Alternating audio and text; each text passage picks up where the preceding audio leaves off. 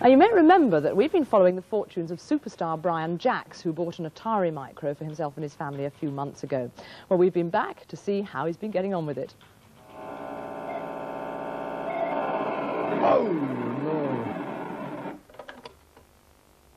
Well, perhaps you can hear that the computer is actually reloading at the moment, and we've put Jungle's Rainbow in, which is a children's game, and it teaches the child above and below. But I set the thing up once, loaded the program, it went through onto the screen, and I pressed the wrong button on the computer and we had to start again. Oh, here we are. It's just loaded up now. Right, come let's have a look at this one. You've had a go at this one before, so... Basically, I think it's a fairly good game, but the only problem is that all it really teaches the child is above and below and left and right.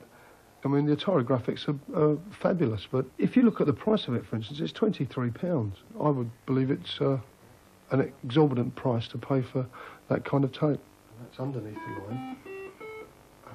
It's got to go down there, look. Julie, on the other hand, is doing very well with the Atari writer.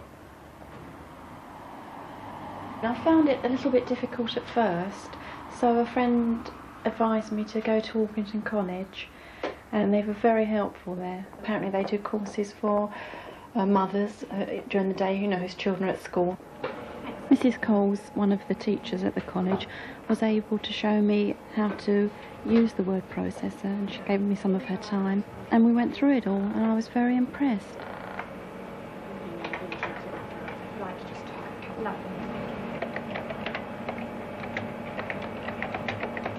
Want that, so... No, so delete a word, take your cursor back to the T.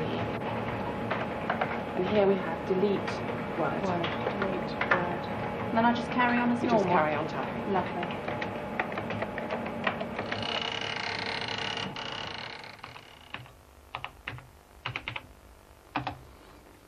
I've played around quite a lot with a lot of the games and also with a lot of the educational programs.